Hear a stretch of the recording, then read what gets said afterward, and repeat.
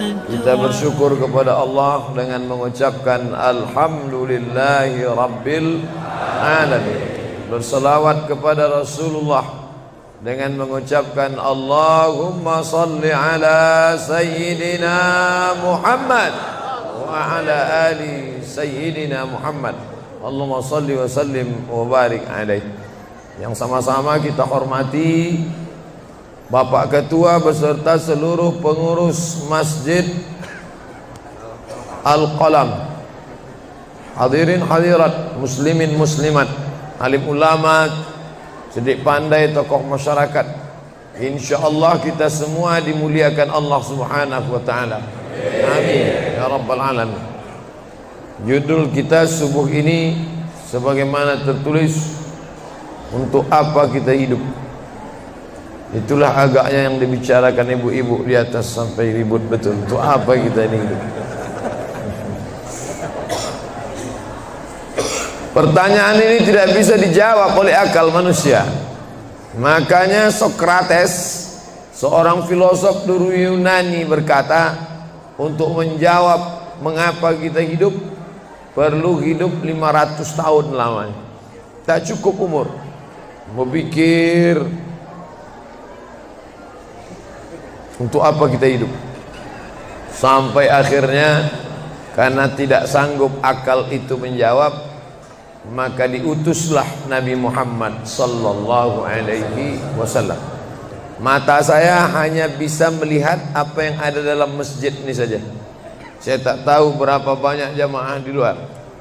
Maka karena mata ini terbatas, saya ini manusia yang lemah. Telinga juga hanya bisa mendengar apa yang dibicarakan sekeliling dan atas saja.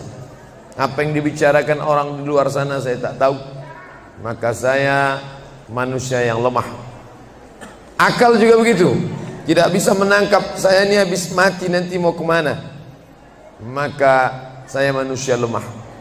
Allah Maha tahu, maka dia kirimlah salah satu makhluknya ingin menjelaskan kau untuk apa, sedang di mana dan akan kemana. Dan makhluk itu bernama Nabi Muhammad sallallahu alaihi wasallam. Untuk apa hidup? Langsung dijawab, wa ma khalaqtul jinna wal insa illa liya'budun. Tidak ada makhluk yang kuciptakan, baik jin maupun manusia, kecuali untuk beribadah. Cara beribadahnya bagaimana? Langsung dijawab, wa ma arsalnaka illa rahmatan lil alamin. Bagaimana cara perbuatannya? Langsung dijawab, laqad kana lakum fi rasulillahi uswatun hasanah.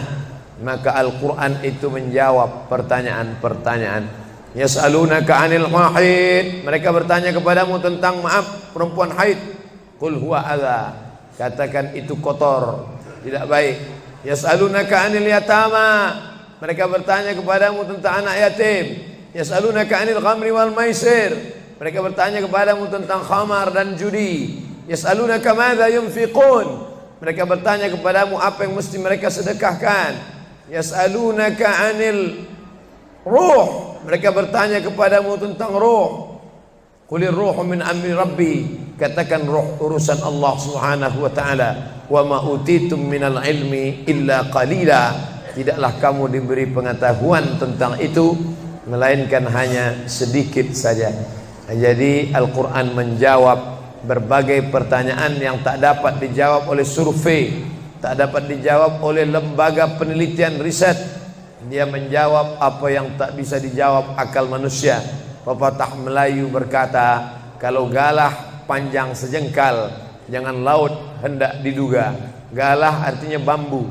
Orang kalau naik rakit bambu mesti ditanamkan ke dalam sungai. Kalau panjangnya cuma sejengkal, jangan laut hendak diduga. Itulah orang yang terlalu memaksakan akalnya, akhirnya ngomong sendiri dan senyum sendiri. Akhir puncak daripada akal adalah ngomong sendiri, senyum sendiri. Angkot lewat pun dia senyum. Na'udzubillah. Oleh sebab itu kita yang sangat rendah, hina ini mengaku lemah. Aku berserah kepada Engkau ya Allah. Berserah itu bahasa Arabnya istislam. Makanya kita ini tadi mengaku di hadapan Allah hanifan musliman. Aku condong kepada kebenaran, musliman, dan aku hanya berserah diri kepada Engkau ya Allah ya Rabbal Alamin. Makanya apa kata Allah kita ikut. Padahal ini akhir pekan, weekend, maunya santai, tapi kita ikut apa kata Allah Subhanahu wa taala. Bangun subuh ikut. Padahal ini mestinya santai di rumah, tidur-tiduran, membalaskan sakit hati hari Senin, hari Selasa, hari Rabu, hari Kamis, hari Jumat. Ini hari Sabtu, tapi justru hari Sabtu bersusah payah, berdingin-dingin di luar. Bahkan kabarnya jam 3 sudah ada yang datang ke masjid ini. Bahkan ada yang mabit di samping danau. Bayangkan itu. Orang mabit di Musdalifah, yang mabit di samping danau. Oleh sebab itu maka ini apa yang membuat makhluk ini bisa begini? Itu semua adalah orang-orang yang mengerti untuk apa kita hidup. Karena hidup adalah untuk beribadah. Bangun tadi dari tidur langsung beribadah. Buka mata, ibadah pertama adalah zikir. Alhamdulillahillazi ahyana ba'dama amatana wa ilaihin nusyur. Masuk kamar mandi, tempat najis, kotor, bau, kotoran, tempat setan, tapi tetap menjadi ibadah. Dalam WC-nya pun ibadah. Dia masuk lagi ke kiri, dia katakan Allahumma inni a'udzubika minal khubusi wal khaba'is. Keluar dari kamar mandi itu ibadah juga. Dia langkah kaki kanan, dia katakan ghufranaka, ghufranaka, maafkan aku ya Allah. Mengapa dia minta maaf keluar dari WC? Karena selama di WC dia tidak menyebut Allah. Lidah yang diciptakan untuk beribadah, selama di dalam tidak beribadah, maka ibadah di dalam WC hanya hatinya saja berzikir. Tak boleh menyambut seruan azan. Terdengar suara azan masuk ke WC, Allahu Akbar, Allahu Akbar, Allahu Akbar. Oh, tak boleh. Tak boleh mengucapkan salam. Assalamualaikum, Nabi diam. Assalamualaikum, Nabi diam. 3 kali diucap, Nabi diam. Selesai keluar dari toilet, WC, barulah Nabi menjawab Waalaikumsalam warahmatullah. Karena tidak boleh menyebut nama Allah, maka minta ampun keluar dari WC. Karena lidah yang semestinya dipakai untuk menyebutmu ya Allah, berzikir mengingatmu ya Allah, tadi tak kupakai selama beberapa menit di dalam. Maka dia katakan ghufranaka. Lalu kemudian melihat wajah di cermin, mana tahu ada kotoran di mata. Jangan sampai kita berjumpa sama orang di masjid, orang senyum, kita senyum, yang disenyumkan orang kita. Maka lihat dulu baik-baik. Maka ketika melihat wajah, dia pun menjadi ibadah. Allahumma kama hassanta khalqi fahassin khuluqi. Sebagaimana kalau kau sudah perbaiki bentuk ciptaanku ini menjadi sempurna, maka perbaikilah akhlakku ya Allah. Lalu setelah itu berangkat dari rumah menuju masjid, beribadah juga. Bismillahi tawakkaltu 'ala Allah, la haula wala quwata illa billah. Setiap langkah kaki ke Masjid Al-Qalam ini bernilai 1 langkah menghapus dosa. Langkah kedua mengangkat derajat. Langkah ketiga menghapus dosa. Langkah keempat mengangkat derajat. Tidak tanggung-tanggung, derajatnya diangkat Allah. Siapa yang duluan datang langsung dapat di depan. Tapi ada orang terlambat tetap tinggi juga derajatnya. Mana dia? Ini yang di atas. Siapa bilang perempuan direndahkan, dihinakan? Perempuan dimuliakan. Mana contoh perempuan dimuliakan? Kalau mau tahu, datanglah ke Masjid Al-Qalam. Perempuan dimuliakan. Bapak Ibu yang dimuliakan Allah, masuk ke dalam masjid, langkah kaki kanan, Allahumma inni as'aluka min fadlik. Itu doa nanti keluar. Tapi ketika akan masuk, apa doanya? Allahumma ya Allah, iftahli, bukakan untukku abwaba rahmatik, pintu rahmatmu. Bernilai ibadah. Duduk berzikir, jangan ngobrol, jangan cerita. Foto Pak Ustaz, sikit-sikit boleh. Lalu kemudian selama itu tertulis tadi di atas, Itulah hebatnya masuk ke Masjid Al-Qalam, tidak hanya mendengar ceramah, dapat pengajian. Ketika saya masuk tadi, dengar suara azan, ada tulisan hadis riwayat Al-Bukhari.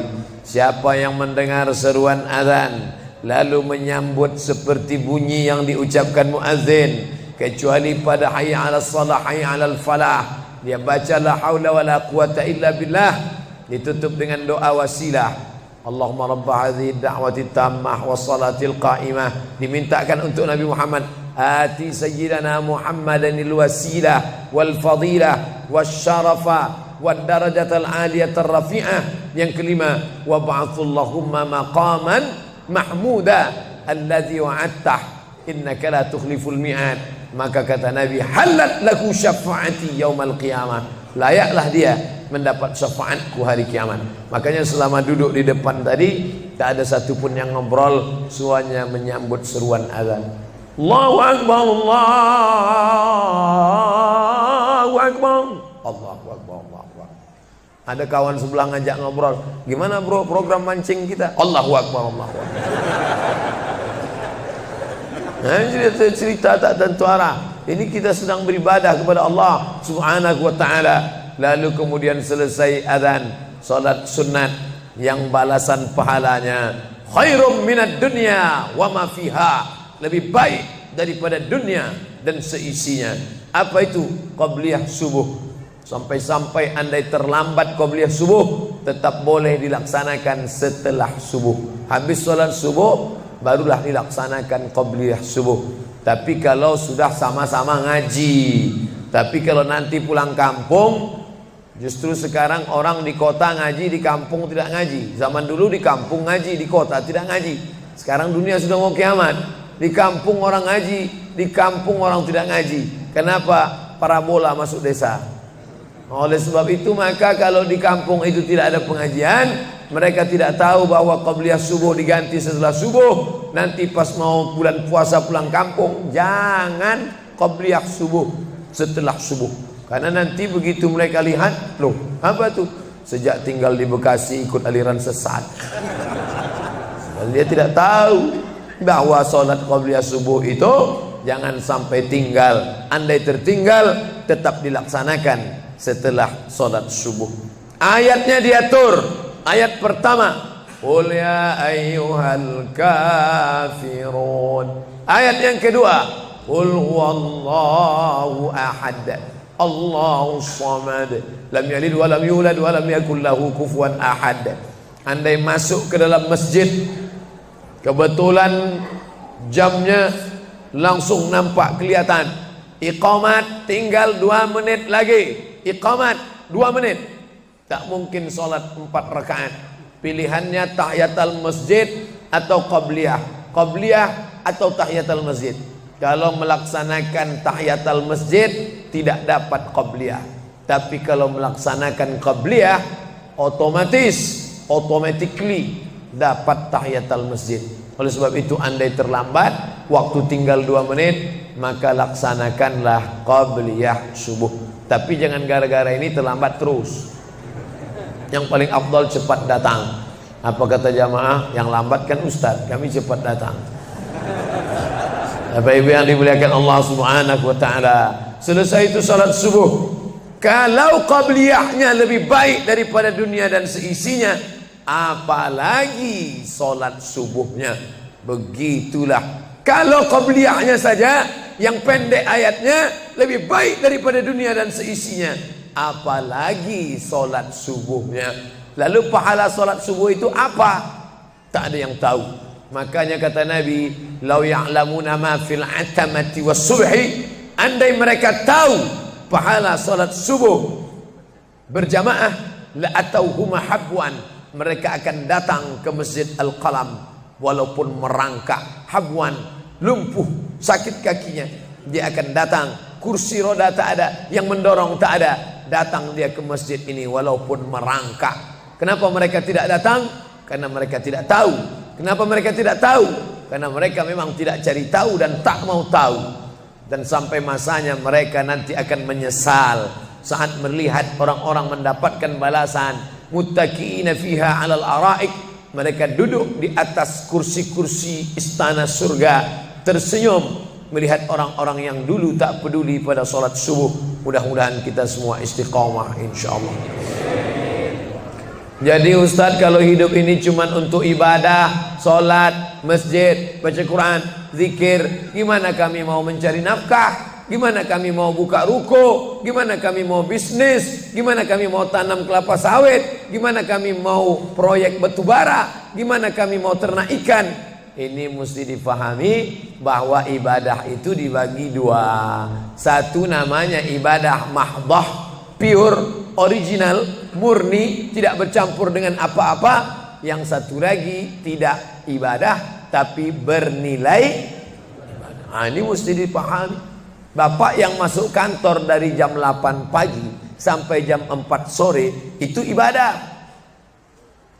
Karena kalau itu tidak ibadah, habislah waktu kita. Makanya yang bekerja niatkan ibadah. Sehingga kalau istrinya nanya, "Mas kok lama pulang?" Ibadah nih, Mas. Tapi jangan gara-gara ini di kantor itu ibadah, lalu ketika azan di masjid kantor berkumandang, hayya 'alas shalah, dia terus ngetik, "Mas, ayo ke masjid." Enggak, ini pun juga ibadah. Kau ibadah aja ke sana, aku ibadah di sini. Itu juga enggak benar. Karena ibadah itu dibagi dua. Satu yang murni, pure, tidak bercampur dengan apapun, namanya ibadah mahdhah. Salat, baca Quran, zikir, iktikaf. Tapi ada satu lagi tidak ibadah, tapi kalau diniatkan dia bernilai ibadah. Termasuk ibu-ibu yang hamil 9 bulan 10 hari itu ibadah. Kalaulah 9 bulan 10 hari itu tidak ibadah, betapa tidak adilnya Allah. Masa kita yang duduk-duduk di masjid dapat pahala ibadah, dia yang muntahnya, yang ngidamnya tak dapat ibadah. Tadi malam begitu sampai di airport langsung SMS masuk, "Ustadz keluar dari pintu berapa? Ini ada perempuan ngidam mau ketemu." Saya keluar dari pintu 4, kami sudah standby di pintu 4. Lantai berapa? Lantai paling atas. Oke. Sampai di sana lihat perempuan tidak pakai jilbab, pakai celana jeans. Saya udah mau marah. Ini kenapa? "Mohon maaf Pak Ustadz, non muslim." Astagfirullah. Rupanya non muslim hamil ngidam mau jumpa Ustadz Somad. Mudah-mudahan anaknya jadi anak soleh. Biasa. Allahu Akbar. Bernilai ibadah. Lalu yang dapat pahala dari itu siapa? Dari mana ibu-ibu hamil muda itu tahu saya? Kenal saya di mana? Padahal dia dari Jawa, saya dari Sumatera. Ternyata ada orang beribadah yang tidak kita sangka ibadah. Tidak ada rukun, tidak ada syarat, tidak ada wajib, tidak ada sunat, tidak ada makruh, tidak ada mubah. Apa ibadahnya? Ya ini, merekam ceramah ini. Merekam ceramah ini ibadah. Memoto itu ibadah. Bayangkan resiko tukang foto. Saya sampai sekarang tukang foto itu resikonya nanti setelah tua matanya gini.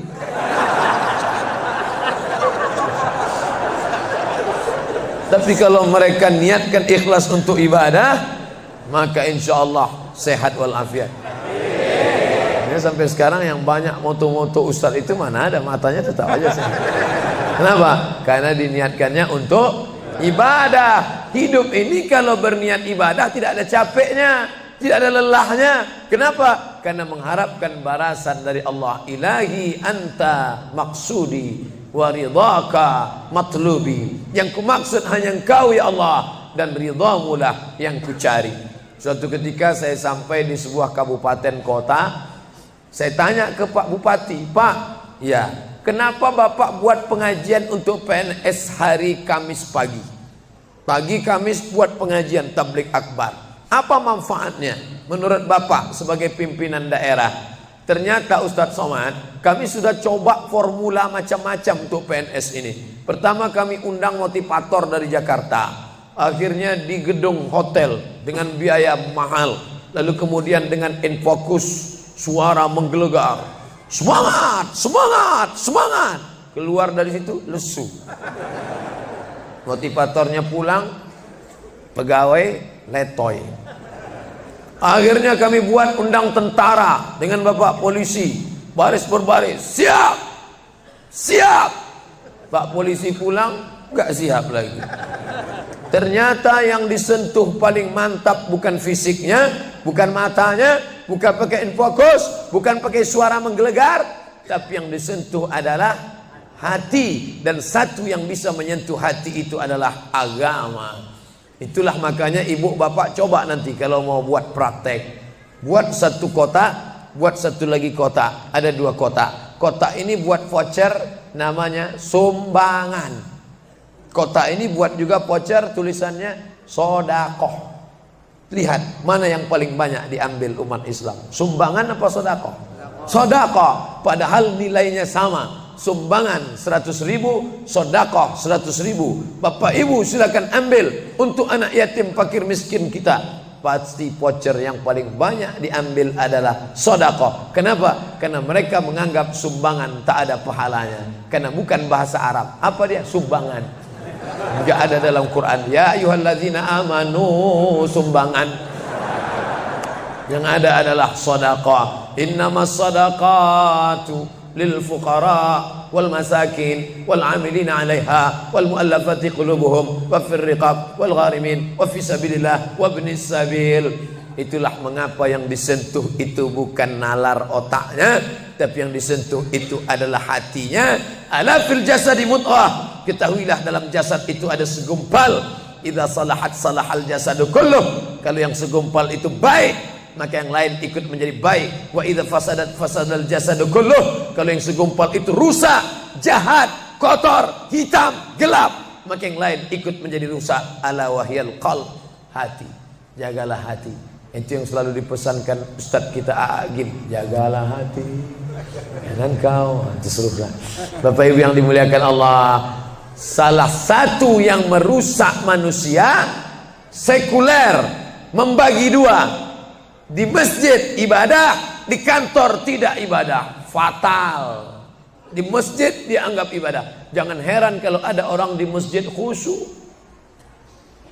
takut nengok ke atas, melihat hanya tempat sujud saja. Allahu Akbar, tidak mau lihat ke atas. Kenapa? Dia khusyuk. Tapi di kantor dia lebih setan daripada setan.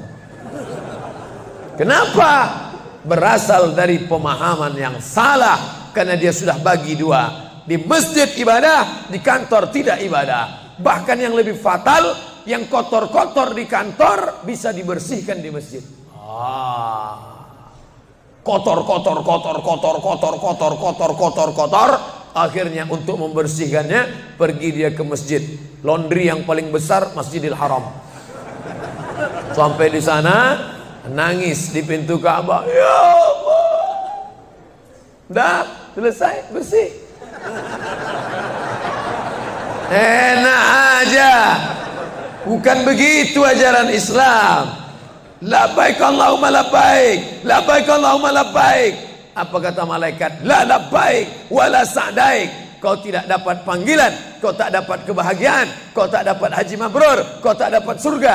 Zaduka haram, karena kau berangkat dengan uang haram.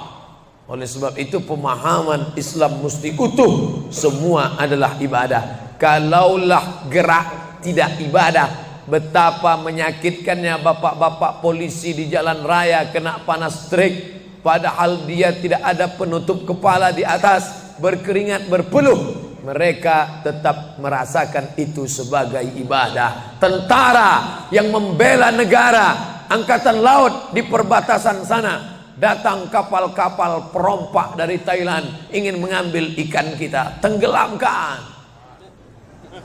Itu kalau tidak nilai ibadah, dia takut. Jangan-jangan sebelum kita tenggelamkan, kita duluan ditembaknya tenggelam. Maka itu mesti ada nilai ibadah di dalamnya. Itulah yang membangkitkan semangat jihad. Jamaah bertanya, Ustadz kemarin dari Jambi, terus kemudian terbang ke Miri, besok baru pulang ke Pekanbaru. Apa Ustadz? Saya lihat Ustadz dari tadi mengantuk saja. Iyalah, sampai tadi malam ke hotel jam 12, baru tidur jam 1 karena ada yang mau ditulis. Jam 3.30 sudah bangun ceramah. Tapi begitu berjumpa dengan jamaah orang ramai, bangkit semangat. Habis ceramah ini tanya jawab, semangat lagi. Habis itu baru lesu. Dan tidurnya itu pun ibadah. Bayangkan tidurnya itu ibadah. Itulah mengapa banyak orang pengajian sambil oh, ustadz menyindir ya? Tidak. Saya termasuk ustadz yang tidak pandai menyindir. Saya termasuk ustadz kalau dipesan request untuk menyindir saya tidak pandai. Kenapa? Karena saya pernah menyindir orang. Ustadz, tolong ustadz sindirkan. Ini ada jamaah yang sudah sedekah tapi mengambil uangnya kembali. Siapa yang bersedekah mengambil uangnya kembali? Kal kalbil ladzi ya'udu ila qaihi, sama seperti anjing yang menjilat muntahnya kembali. Selesai pengajian, mohon maaf Pak Ustaz, yang disindir nggak datang. Oleh sebab itu tak ada gunanya sindir menyindir. Kalau mau to the point, mana orangnya face to face, langsung saja tembak 12 pas gol.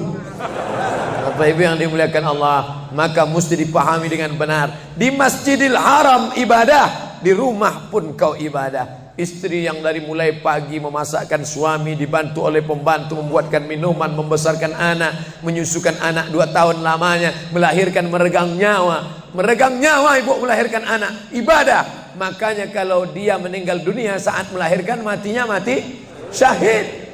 Saking senangnya suaminya mendapatkan seorang istri yang syahid, tak menangis dia. Begitu tegarnya bapak, tidak meneteskan air mata. Tidak Pak Ustaz, aku melepas seorang syahid, 3 syahid lagi siap menanti. Peace, damai. Biasanya ibu-ibu kalau bawa cerita ini, kalau gini pulang aja lah kita kan. Nah, bercanda, serius sekali. Nah, tapi yang saya katakan tadi itu semuanya ibadah badan. Melangkah dari rumah, ibadah badan. Membukakan mata, ibadah badan. Mendengar ceramah, ibadah badan. Membaca Quran, ibadah badan. Berzikir, likulli sulama minkum sadaqah. Setiap tulang-tulang sendi ada sedekahnya. Subhanallah, subhanallah, subhanallah, subhanallah, subhanallah, subhanallah. Itu ibadah badan. Tapi ada bukan ibadah badan. Apa dia? Itulah yang 7 macam. Zakat, wakaf, infak, sedekah, wasiat, hibah, ghanimah. Nah, itu ibadah harta. Mana yang lebih banyak? Ibadah harta apa ibadah badan? Ibadah badan. Kalau ibadah harta tak banyak. Zakat, wakaf, infak, sedekah, wasiat, hibah, ghanimah, rampasan perang.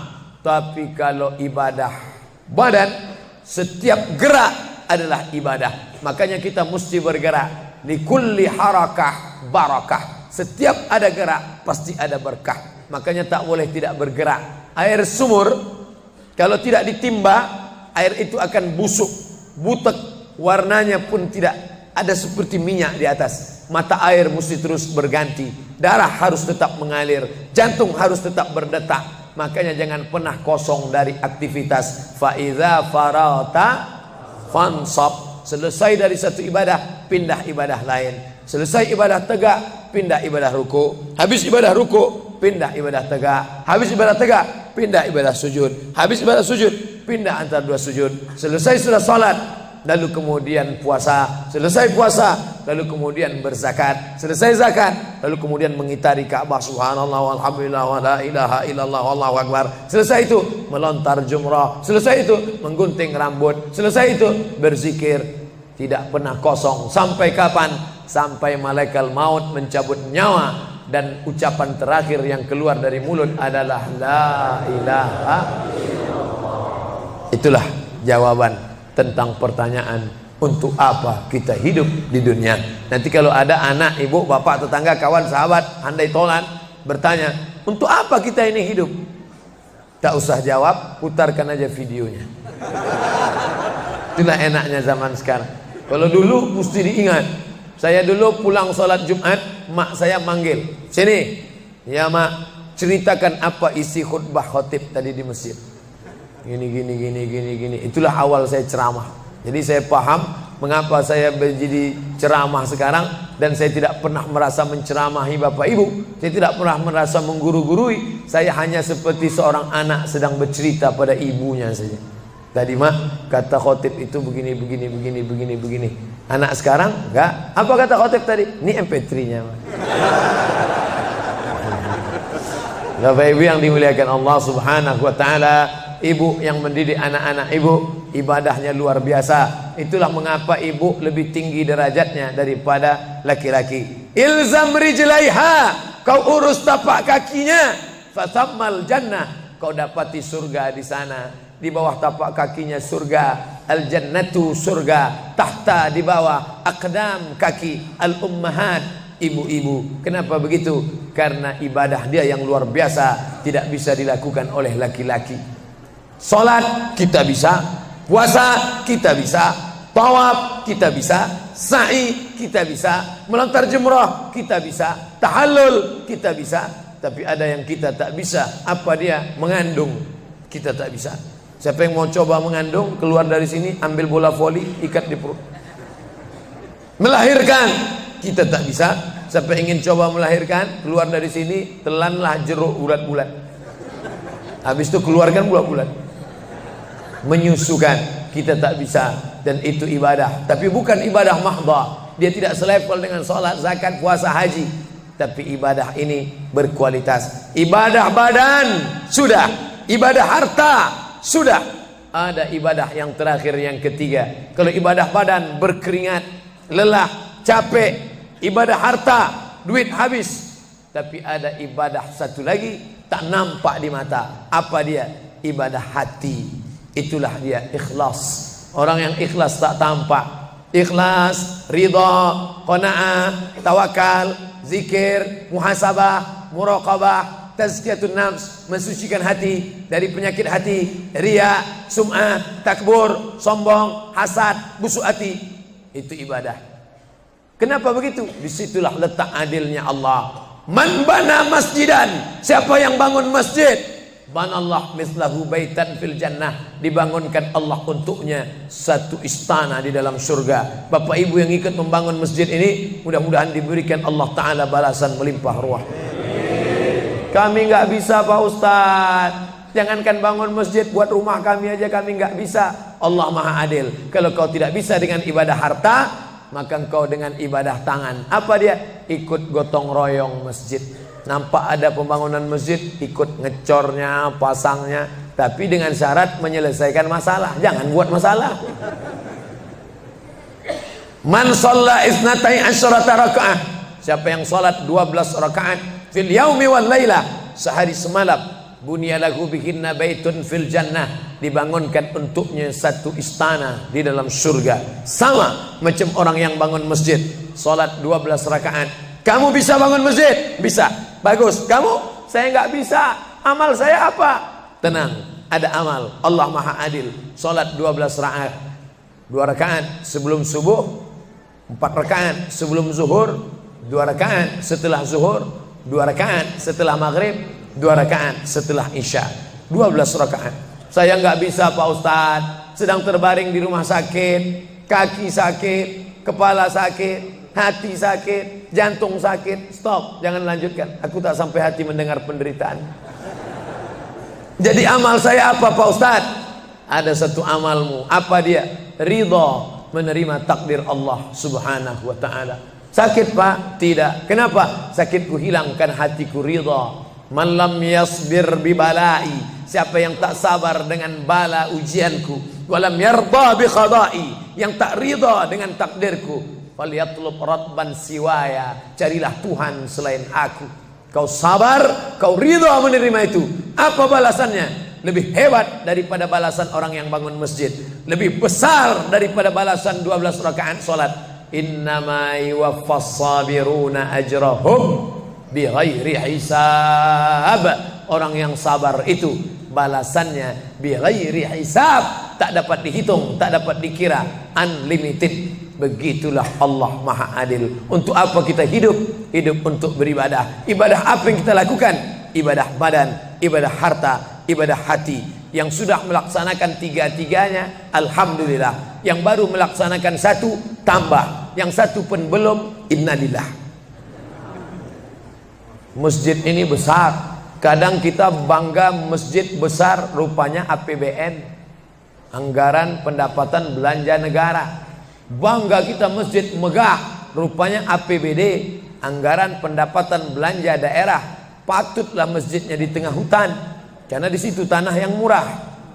Akhirnya pemukiman masyarakat jauh, masjid di tengah jalan, masjid di tengah perjalanan luar kota, jauh dari pemukiman masyarakat. Masuk kita ke dalam, tai kambing yang ada di dalam. Tapi masjid ini megah, mewah, 2 lantai, lengkap dengan kubah yang besar. Ini swadaya masyarakat. Saya tahu ini dari mana? Jamaahnya cerita. Kalau tidak, mana saya tahu. Ini masjid ini asli swadaya Pak Ustaz. Lama membangunnya Pak? Enggak lama, sebentar saja. Sebentar saja, sekejap langsung terkumpul 7,6 miliar uang. 7,6 M. Itu kalau dibelikan cendol berenang gitu. Bayangkan itu. Bisa terkumpul masyarakat. Padahal ibadah yang paling berat, ibadah harta inilah. Banyak orang kalau diajak iktikaf, banyak. Ayo kita iktikaf, ramai. Ayo kita zikir ke Az-Zikra, ramai. Jangan lupa besok zikir ke Az-Zikra, hari Ahad pertama, sekaligus acara live Damai Indonesiaku TV One bersama Ustadz Abdul Somad LCM. Tapi ada ibadah yang berat. Apa dia? Ibadah harta. Banyak orang ketika diajak muhasabah zikir malam, ya Allah, banyak dosa kami ya Allah, tapi dia susah menangis, meneteskan air mata. Tapi begitu lewat kota infak, memang menangis. Tak sampai hati melihat Bung Karno keluar dari dompet. Lewat kotak sodako infak, lama membuka dompet mencari Patimura. Nauzubillah. Mudah-mudahan kita tak termasuk golongan yang bakhil ini. Kenapa? Karena setan selalu asyaitan, setan ya'idukumul faqra, membisikkan kepakiran. Jangan beri, jangan beri, jangan beri, nanti kau susah, nanti anak kau tak makan, nanti kau dikeluarkan kerja, kau makan apa, nanti kau mau beli rumah, nanti kau mau beli tanah, nanti kau mau beli mobil, nanti kau mau beli cincin, nanti kau mau beli kamera, nanti kau mau ganti HP, uangmu tak ada. Setan selalu berbisik-bisik. Lawan setan itu. Qul a'udzu birabbin nas, malikin nas, ilahin nas, min syarril waswasil khannas, alladzi yuwaswisu fi sudurin nas, minal jinnati wan nas. Hanya saja kalau yang berbisik itu setan, kita baca ayat kursi, insya Allah dia kabur. Ini yang berbisik ini kawan kita. Kita bacakan ayat kursi, hafal pula dia dari kita lagi. Tapi tak apa-apa, tetap aja bacakan. Allahu la ilaha illa huwal hayyul qayyum, la ta'khudhuhu sinatun wa la naum. Hembuskan ke wajahnya. Bapak Ibu yang dimuliakan Allah, setelah ibadah 3 ini kita lakukan, ibadah badan sudah, sholat subuh sampai melimpah ruah ke belakang. Saya dengar suara hati tadi, lapor, tenda sudah penuh, sudah melimpah ke jalan. Masya Allah. Ibadah harta sudah 7,6 M. Ibadah hati sudah, sabar, ridha, qanaah, tawakal. Tapi jangan lupa, datang merusak yang 3 ini, perkelahian, merusak ukhuwah Islamiyah. Masjid yang besar, kalau sudah kelahi di dalamnya, tinggal kelahi, tak lagi ada persatuan. Masuk masjid bukan baca doa pintu masuk masjid, malah masuk masjid ngelihat kira-kira dia di mana ya. Oh dia di sana, gua di sini lah. Oh di sini, dia di sini. Sampai akhirnya suatu hari terlambat, lupa ngelihat. Allahu Akbar, rupanya dia di samping. Jangan kelahi.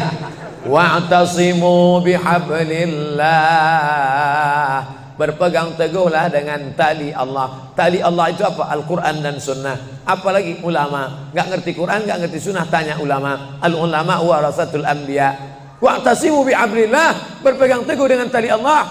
Wala tafarraqu, jangan berpecah belah.